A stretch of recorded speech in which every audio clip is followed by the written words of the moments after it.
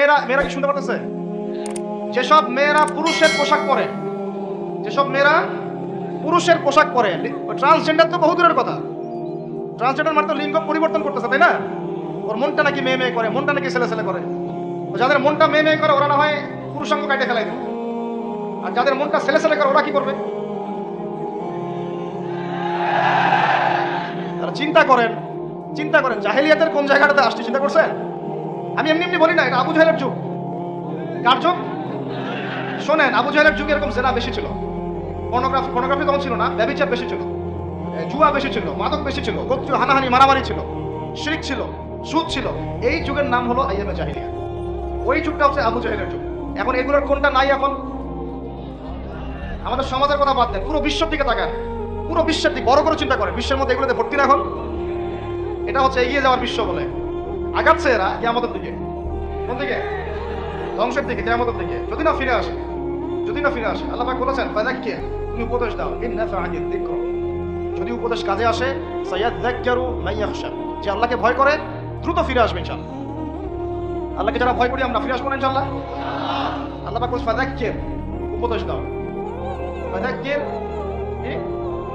তুমি উপদেশ দাও, ফাযাক্কির ইন নাফআতিয যিকরা সায়াযাক্কারু মান ইয়াখশা। অন্য সূরা আছে ফাযাক্কির ইন্নামা আনতা মুযাক্কির, ফাযাক্কির ইন্নামা আনতা মুযাক্কির, তুমি শুধু উপদেশ দাতা, লাস্তা আলাইহিম বিমুসাইতির, তুমি কারো প্রতি দারোগা নও। আমরা কারো প্রতি কি নই? দারোগা নই। আমাদের কাজ কি? বাল্লিগু আন্নী ওয়ালাউ, প্রচার করো একটা এত জোরে যাও, বাস। এরপর যদি না মানেন আপনার প্রস্তুতি আপনি গ্রহণ করেন। এখন বলতে চাচ্ছিলাম, দেখেন ট্রান্সজেন্ডার বহু দূরের কথা, নবীজি বলেছেন সাল্লাল্লাহু আলাইহি ওয়াসাল্লাম, কোন মেয়ে যদি ছেলের পোশাকও পরে, মানে ছেলের মতো শার্ট, ছেলের মতো প্যান্ট, জিন্স, গেঞ্জি, টি শার্ট, তাহলে নবীজি বলছেন ওই মেয়ের উপরে আমার অভিশাপ। এগুলো নিয়ে বললে তো অনেক কথা।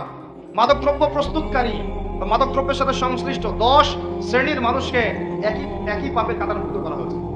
যে খায়, যে খাওয়ায়, যে পরিবেশন করে, যে বানায়, এভাবে একটা তালিকা আছে। কে বুঝাবে? এখনকার আমাদের সমাজে এগুলো মূল সমস্যা না? এই সমস্যাগুলো হতে পারে কারণ আমরা মানুষ, কবিরা গুনাহ হতে পারে। এর উপর অটল থাকলে পরে আল্লাহর গজব নেমে আসবে। কি নেমে আসবে? গজব নেমে আসবে। আল্লাহ পাকের গজব যে কয়েকটা বড় বড় পাপের কারণে আসে, সেগুলো হচ্ছে, আমার সাথে বলেন, শিরক।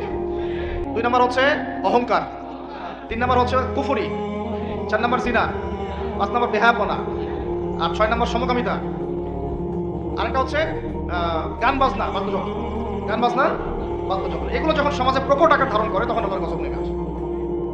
আমাকে বলেন, এখন এগুলো আমাদের মধ্যে আছে না নাই? কম কম। এখন কথা হচ্ছে, এগুলো থেকে মানুষকে ফেরানোর জন্য আল্লাহ রাব্বুল আলামিন একটা বিষয় খেয়াল করেন না, যে যখন সূর্য ডুবে যায় তখন পাখিগুলো কি করে? বাসায় ফিরে যায় না? মানে দিন শেষ, সূর্য ডুবে গেছে, এখন বাসায় ফিরতে হবে, তাই না? এভাবে আল্লাহ পাক রমাদান দিয়েছেন আমাদেরকে, কেন জানেন? তাতে এই যে সারা বছর আমরা এদিক ওদিকে ছোটাছুটি করে দূরে সরে গেছি না, এখন কাছে আসো, ঘরে আসো, আল্লাহর কাছে আসো। রমজান মাসে কোথায় আসো? আল্লাহর কাছে আসো। এখন আল্লাহর কাছে আসতে হলে আপনার প্রিপারেশন লাগবে না?